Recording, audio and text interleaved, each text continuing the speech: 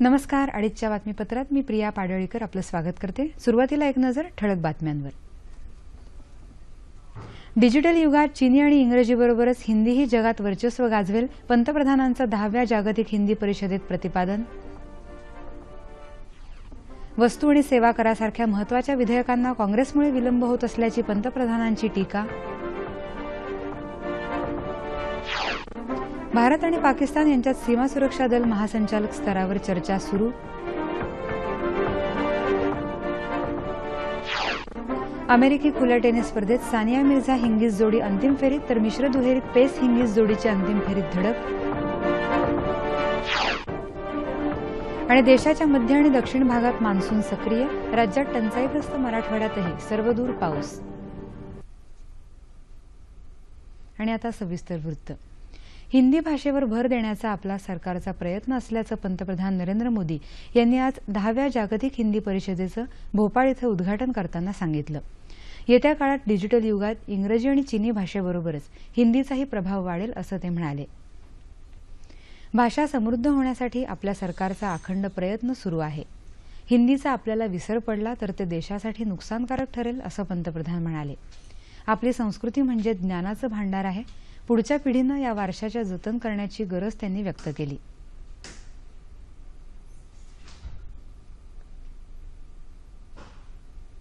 जब भाषा होती है तब हमें अंदाज नहीं होता है कि उसकी ताकत क्या होती है, लेकिन जब भाषा लुप्त हो जाती है और सदियों के बाद किसी के हाथ वो चीजें चढ़ जाती हैं तो हर सबकी चिंता होती है कि आखिर इसमें है क्या, ये लिपि कौन सी है, भाषा कौन सी है, सामग्री क्या है, विषय क्या है. आज कहीं पत्थरों पर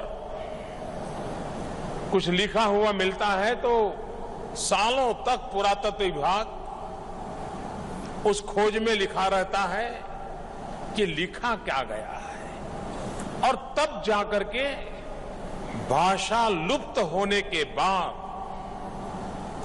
कितना बड़ा संकट पैदा होता है उसका हमें अंदाज आता है. 3 पुस्तिका आणि टपाल तिकिटांचंही पंतप्रधानांनी प्रकाशन केलं. परराष्ट्र व्यवहार मंत्रालयानं आयोजित केलेल्या या 3 दिवसीय संमेलनाची संकल्पना हिंदी जगत विस्तार और संभावनाएं अशी आहे. परराष्ट्र व्यवहार मंत्री सुषमा स्वराज आणि केंद्रीय गृहराज्यमंत्री किरेन रिजिजू यांच्यासह 40 देशातले 2000 भाषातज्ञ आणि विद्वान या परिषदेला उपस्थित आहेत. सुमारे 32 वर्षांनंतर भारतात ही परिषद होत आहे. वस्तू आणि सेवा करासारख्या महत्त्वपूर्ण विधेयकांना संसदेत संमत होण्यासाठी लागणाऱ्या विलंबाला सर्वस्वी काँग्रेस पक्ष जबाबदार आहे, अशी टीका पंतप्रधान नरेंद्र मोदी यांनी केली आहे. ते आज भोपाळ इथं भाजपा कार्यकर्त्यांच्या मेळाव्यात बोलत होते. संसदेचं पावसाळी अधिवेशन कामकाजाशिवाय वाया गेलं, त्यामुळे वस्तू आणि सेवा कर विधेयक मंजूर करून घेण्याकरता विशेष अधिवेशन बोलावण्याचा केंद्र सरकारचा विचार होता, मात्र काँग्रेसनं त्यालाही पाठिंबा दिला नाही असं मोदी म्हणाले. संसदेचं कामकाज सुरळीत चालावं अशी काँग्रेस वगळता इतर सर्व पक्षांची इच्छा असल्याचंही त्यांनी सांगितलं. काँग्रेस अध्यक्ष सोनिया गांधी यांनी मोदी यांना हवाबाज म्हणून संबोधल्याप्रकरणीही पंतप्रधानांनी आज सडेतोड उत्तर दिलं. काळ्या पैशासंदर्भात केंद्र सरकारनं उचललेल्या कठोर पावलांमुळेच हवालाबाज काँग्रेस भयभीत झाल्याचं मोदी म्हणाले. भाजप हा खऱ्या अर्थानं कार्यकर्त्यांचा पक्ष आहे.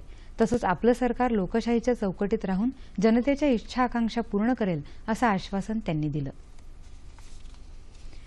भारत आणि पाकिस्तान यांच्यात सीमा सुरक्षा दलात महासंचालक स्तरावर आजपासून चर्चा सुरू झाली. पाकिस्तानकडून वारंवार होणारं शस्त्रसंधीचं उल्लंघन, घुसखोरी हे भारताच्या दृष्टीनं महत्त्वाचे मुद्दे भारत या चर्चेदरम्यान उपस्थित करेल.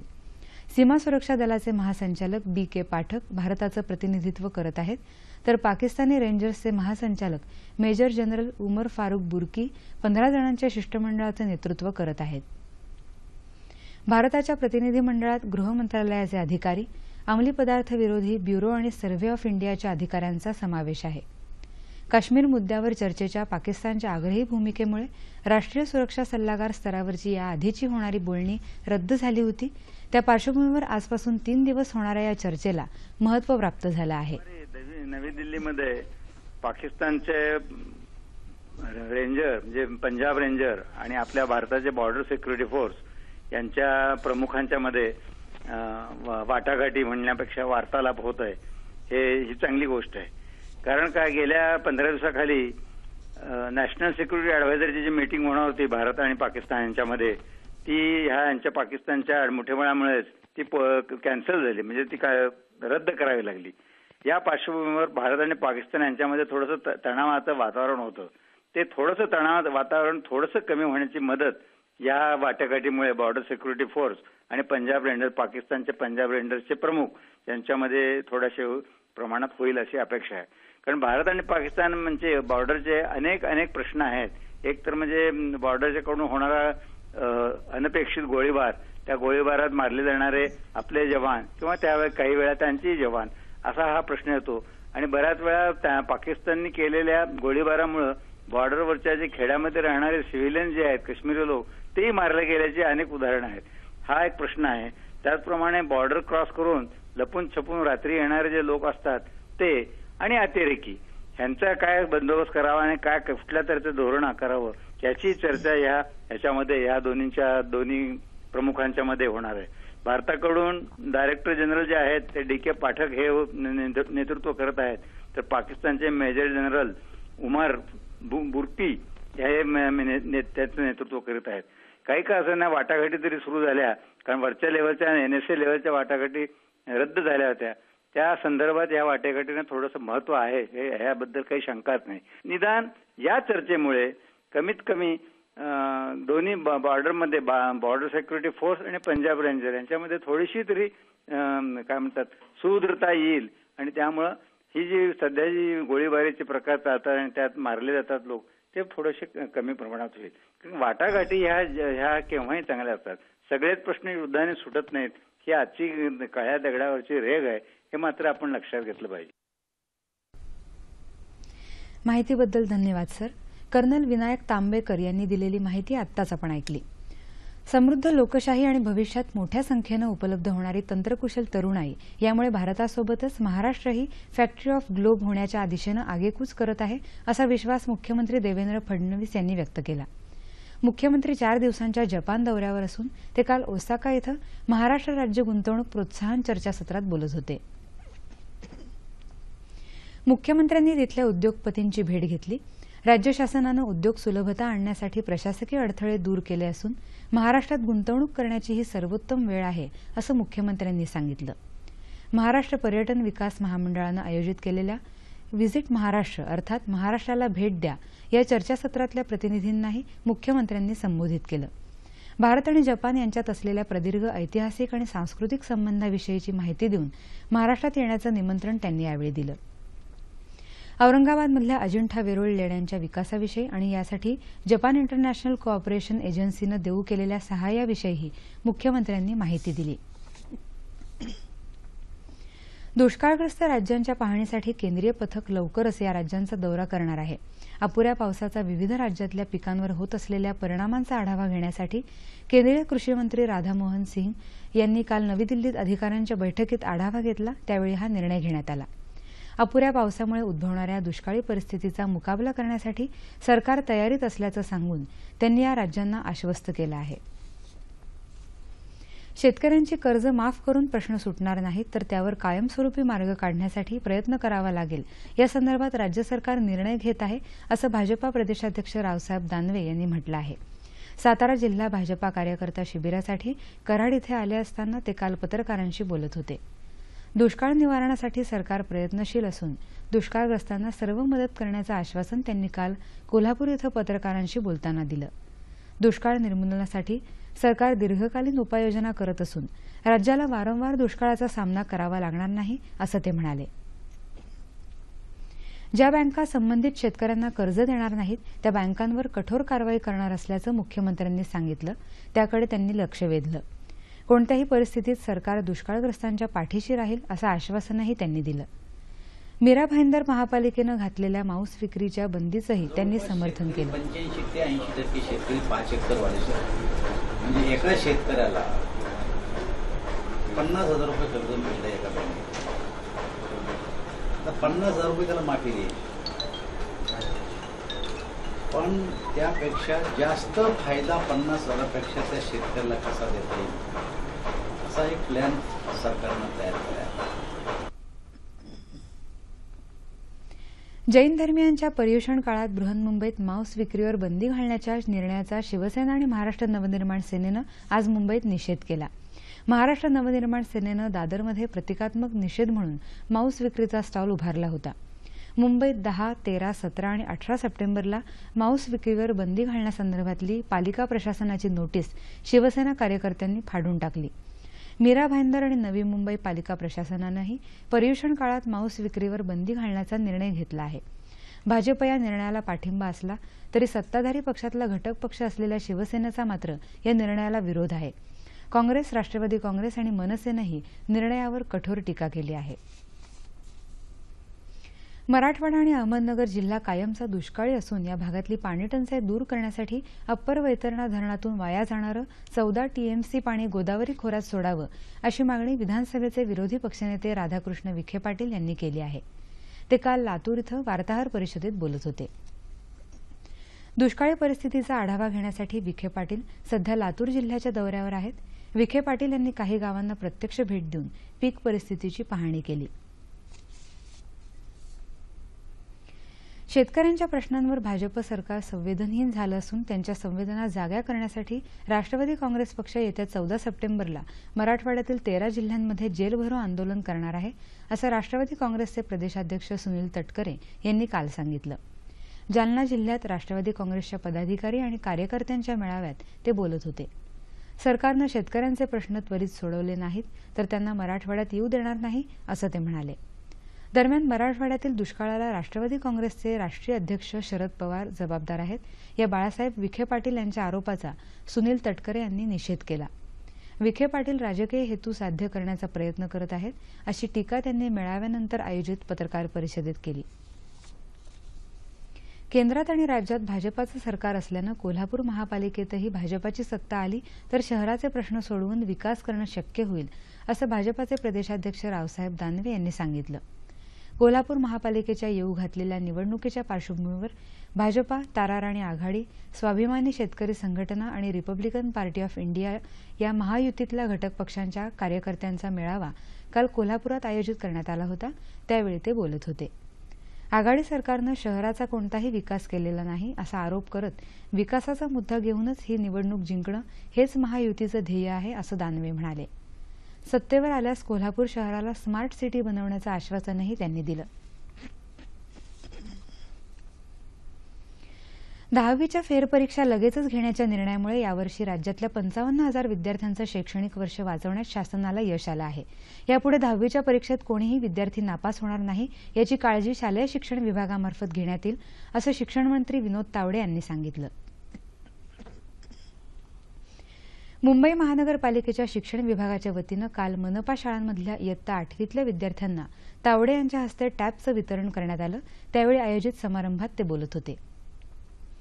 10वीतल्या नापास विद्यार्थ्यांवरील शिक्का पुसण्यासाठी कौशल्यावर आधारित अभ्यासक्रम शिकण्यावर भर दिला जाणार असल्याचं ते म्हणाले.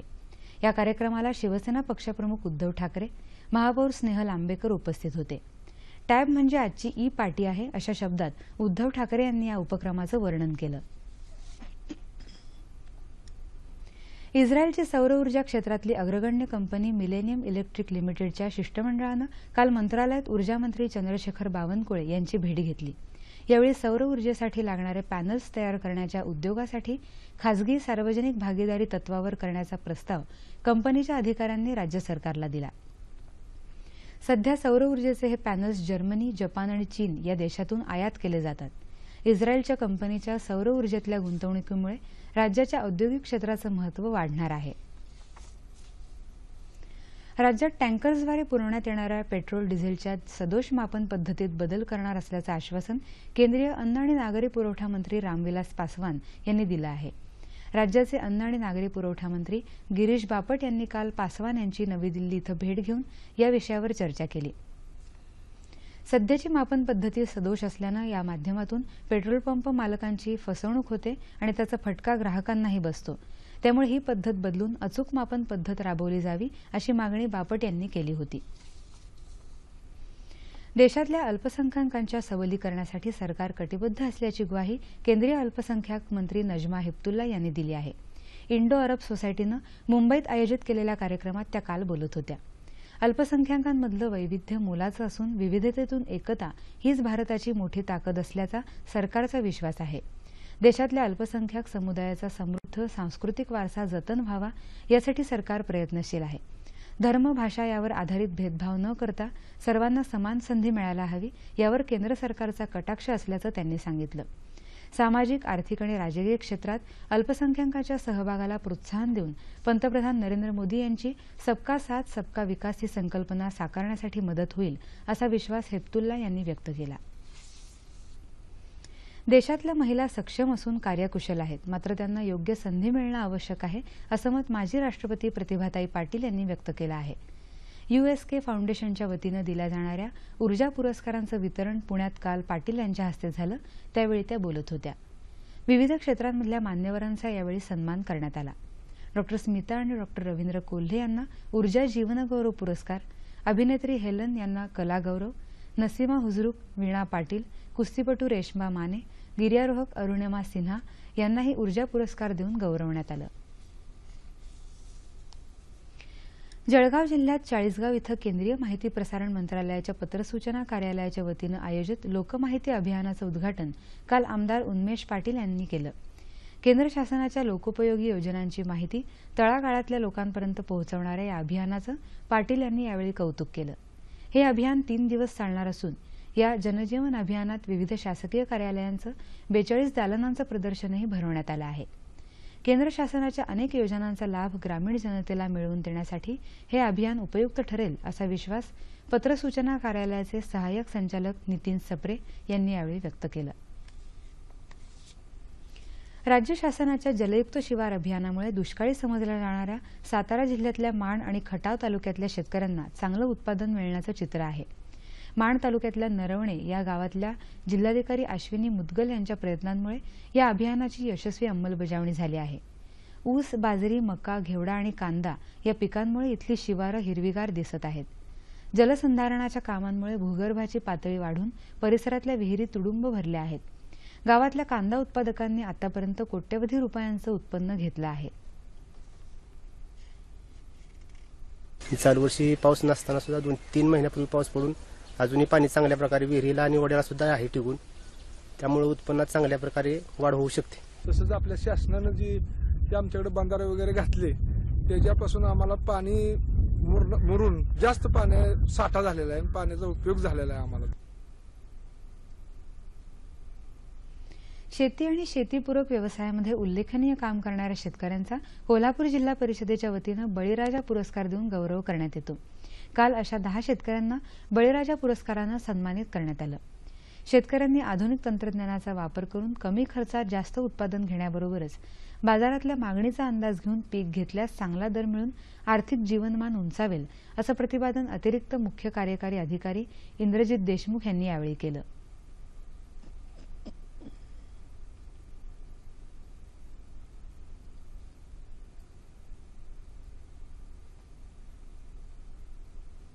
शेतीमुळे मानवाच्या आरोग्यावर अतिशय वाईट परिणाम होत आहे.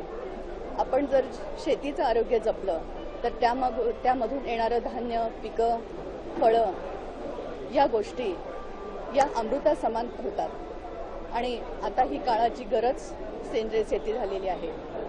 तेव्हा जास्तीत जास्त शेतकऱ्यांनी सेंद्रिय शेती करावी हेच आवाहन मी करत आहे. शेतीमध्ये सुधारित तंत्रज्ञानाचा अवलंब करण्याचं आवाहन कोल्हापूर जिल्हा परिषदेचे अध्यक्ष विमल पाटील यांनी यावेळी शेतकऱ्यांना केलं. शेतीसाठी उपयोगात येणाऱ्या अत्याधुनिक उपकरणांच्या विक्रीमध्ये खासगी कंपन्या शेतकऱ्यांची फसवणूक करत असल्याचा आरोप गडचिरोली जिल्ह्यातल्या शेतकऱ्यांनी केला आहे.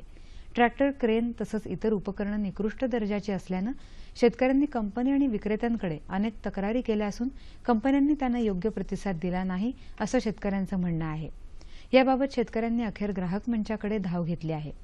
शेतीसाठी आवश्यक अवजारं आणि उपकरणांसह खतं आणि बी बियाणंही शुद्ध स्वरूपात दिली जावीत, तसंच शेतकऱ्यांना ग्राहक न्यायालयाकडून तात्काळ न्याय मिळावा अशी गडचिरोली जिल्ह्यातल्या शेतकऱ्यांची मागणी आहे. पावसानं पाठ फिरवल्यानं सोलापूर जिल्हा यंदा दुष्काळाच्या छायेत आहे. त्यातच सार्वजनिक उत्सव काळात जो निधी जमा होतो त्याचा विनियोग समाजोपयोगी कामासाठी व्हावा या उद्देशानं जिल्ह्यात 400 गावात एक गाव एक गणपती योजना राबवली जाणार आहे.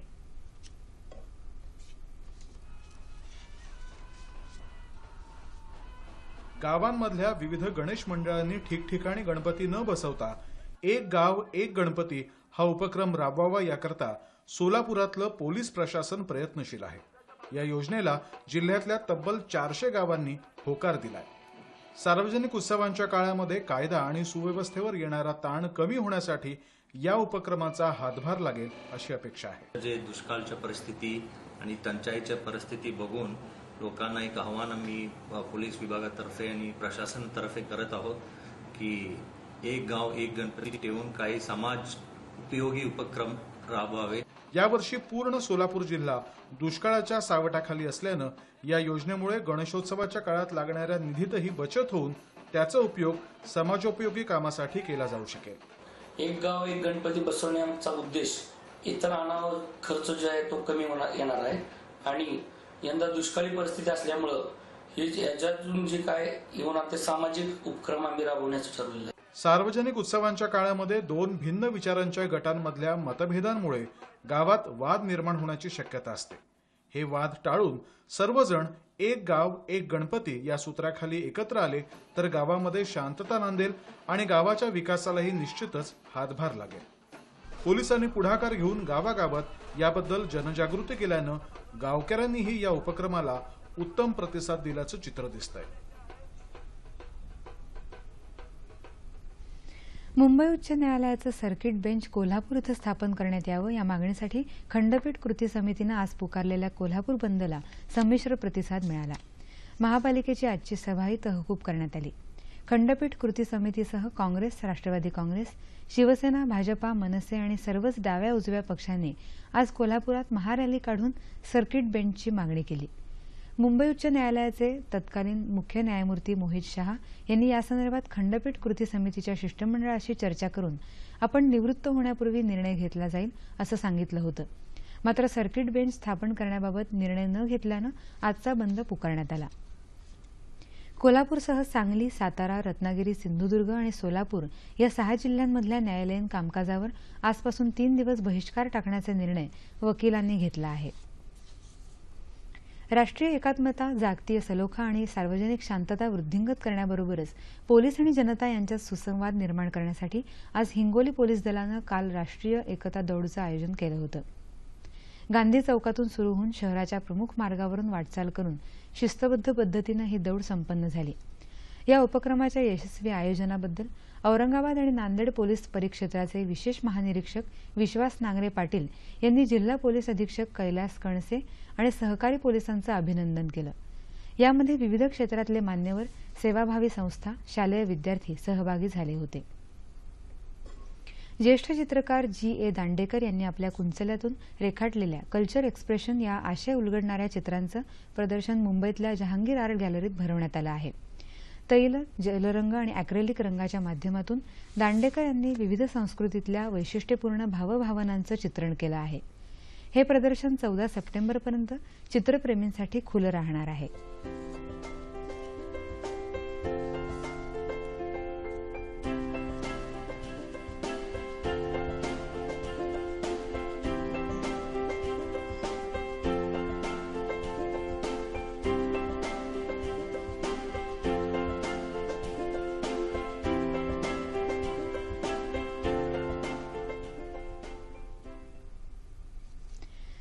अमेरिकी खुल्या टेनिस स्पर्धेत महिलांच्या दुहेरीत भारताची सानिया मिर्झा आणि मार्टिना हिंगिस जोडीनं अंतिम फेरी गाठली आहे. उपांत्य फेरीत सानिया आणि हिंगिस जोडीनं सारा इराणी आणि फ्लॅविया पेनेट्टा या इटालियन जोडीचा 6-4, 6-1 अशा सरळ सेटमध्ये पराभव केला. मिश्र दुहेरीमध्ये लिएंडर पेस आणि मार्टिना हिंगिस जोडीनं रोहन बोपन्ना आणि युंग जॅन चॅन या जोडीवर 6-2, 7-5 मात करून अंतिम फेरीत प्रवेश मिळवला. तर पुरुषांच्या दुहेरीत भारताचा रोहन बोपन्ना आणि रोमानियाचा फ्लोरियन मार्झियाची जोडी उपांत्यपूर्व सामन्यात पराभूत झाली. स्वीडनचा रॉबर्ट लिंडस्टेट आणि ब्रिटनच्या डॉमिनिक इंग्लोट या जोडीनं त्यांना 7-6, 6-3 असं नमवलं. टंचाईनं होरपळणाऱ्या देशाच्या मध्य भागात तसंच दक्षिण भागात पाऊस सक्रिय झाला असून शेतकऱ्यांसाठी ही दिलासादायक बाब आहे. या पावसामुळे जलस्तर वाढायला मदत होणार असून खरीपाच्या पिकांनाही उभारी मिळणार आहे. गेल्या काही दिवसात पावसानं ओढ दिल्यामुळे 1 जून ते 2 सप्टेंबर या काळातली देशातली पावसाची तूट 12% पोहोचली होती. या पावसामुळे ही तूट कमी होण्याची शक्यता असल्याचं हवामान विभागाच्या अधिकाऱ्यांनी सांगितलं. बंगालच्या उपसागरात निर्माण झालेलं दाबक्षेत्र भारताच्या दिशेनं सरकत असल्यानं हा पाऊस होत असल्याचं हवामान विभागानं म्हटलं. यामुळे राज्यासह आंध्र प्रदेश, तेलंगणा, तामिळनाडू, कर्नाटक, केरळ, छत्तीसगड, मध्य प्रदेश आणि गुजरात या राज्यांमध्ये पाऊस पडतोय. राज्यात टंचाईग्रस्त मराठवाड्यावर पावसानं कृपादृष्टी दाखवली आहे. बीड, उस्मानाबाद, लातूर, सोलापूर, सातारा या जिल्ह्यात मुसळधार पाऊस सुरू आहे. येत्या 36 तासात कोकण, मध्य महाराष्ट्रात तुरळक ठिकाणी मेघगर्जनेसह मुसळधार पावसाची शक्यता हवामान विभागानं वर्तवली आहे. आणि आता शेवटी ठळक बातम्या पुन्हा एकदा. डिजिटल युगात चिनी आणि इंग्रजीबरोबरच हिंदीही जगात वर्चस्व गाजवेल, पंतप्रधानांचं 10व्या जागतिक हिंदी परिषदेत प्रतिपादन. वस्तू आणि सेवा करासारख्या महत्वाच्या विधेयकांना काँग्रेसमुळे विलंब होत असल्याची पंतप्रधानांची टीका. भारत आणि पाकिस्तान यांच्यात सीमा सुरक्षा दल महासंचालक स्तरावर चर्चा सुरू.